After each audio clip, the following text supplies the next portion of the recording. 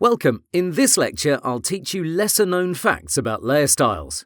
You've seen me use them from time to time, but now I'll officially introduce them. Layer styles are sometimes referred to as layer effects, and they're added by double-clicking next to a layer's name. You can also do that by clicking this FX icon here.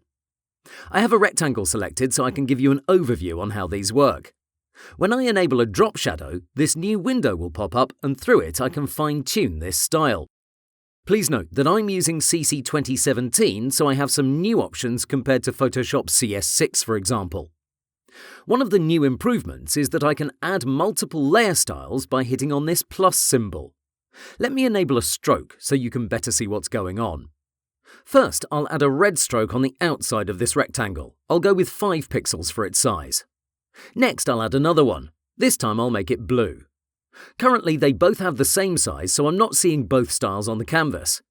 Instead, Photoshop respects their stacking order and it's showing me the one on top.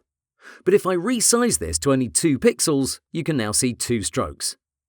Each style has its own unique way of working, though most of them have certain settings in common. For example, the opacity of the effect and the blend mode can be found in most styles. Whilst we're on the subject of strokes, let me take the fill down to 0% so I can show you something. I'll zoom in on a corner and I'll disable one of the strokes so we can better see what's going on.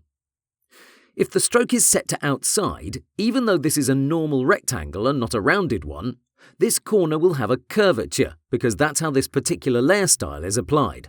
The more I increase its size, the more rounded it becomes. If you want to prevent that from happening, you'll have to change it to inside. Here, I'll set it at 10 pixels size. If I change it to middle, this stroke is going to add 5 pixels inside the shape and 5 pixels outside it. Let me show you another important thing. I'll change it back to outside and we can see it set at 10 pixels, right? I'll close this window and I'll create a duplicate. I'll zoom in and I'll leave 10 pixels between these two rectangles. I can double-check that option with the marquee tool. As you see, 10 pixels. But if I hold the Control key, notice what Photoshop shows me.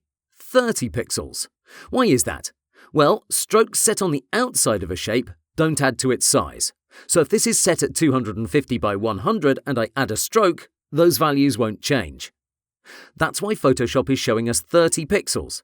As far as the program is concerned, this effect does not modify the pixel information of this shape. It only acts as an overlay, if you will.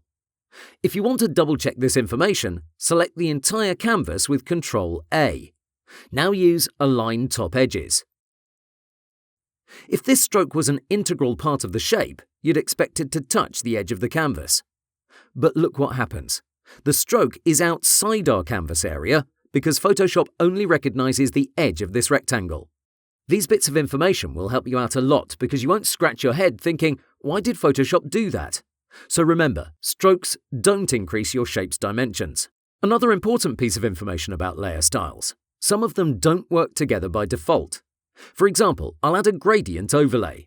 Any one of these ugly pre-installed ones is fine. Now I also want to add a color overlay, but look what happens. The gradient is no longer shown on the canvas, and that's because color overlay is above this other layer style. If you want to use it, you'll have to adjust its opacity or blend mode. Now we can see both of them on the canvas. It's the same thing with pattern overlay. These three can't be used together without adjusting their blend mode or opacity. So next time you try and use them simultaneously, make sure you adjust their settings. Still on these overlay styles, if you enable any of them, your clipping masks won't work. Here I'll add another rectangle above this one. Now I'll clip it with its hotkey, Ctrl-Alt-G.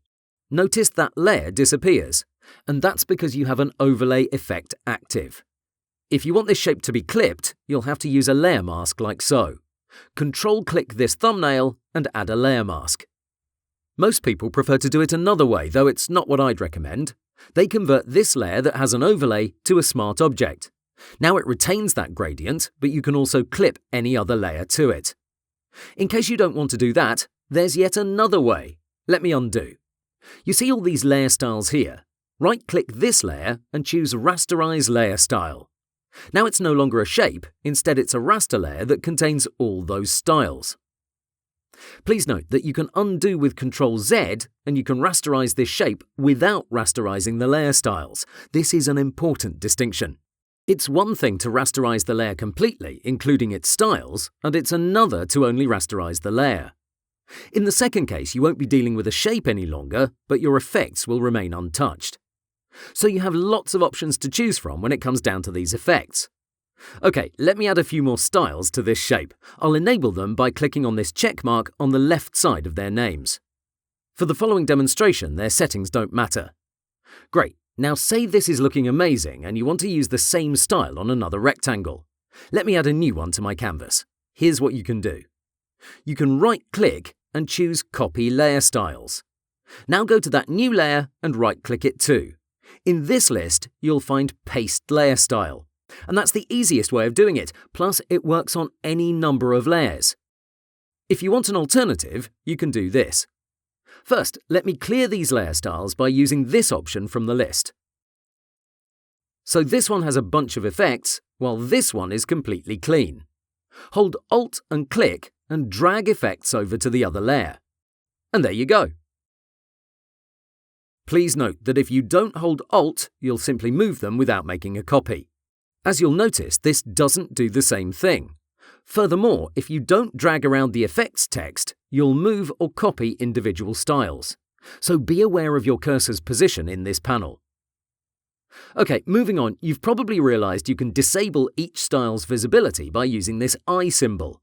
You can disable the whole group by using this master icon here. For me, what's more important is to have a tidy layers panel. So if I duplicate these shapes, you can see how their expanded layer styles eat a lot of my space. Instead of clicking on this up arrow for each one, select all of them with any technique you want, and now use this arrow. This will collapse all layer styles in one swoop. And that wraps it up. I know it's quite a lot of information to take in, but don't worry, we'll revisit some points as we work on various projects. Plus, I've also prepared a cheat sheet for this lecture that has the condensed version of this lecture. Okay, I'll see you soon.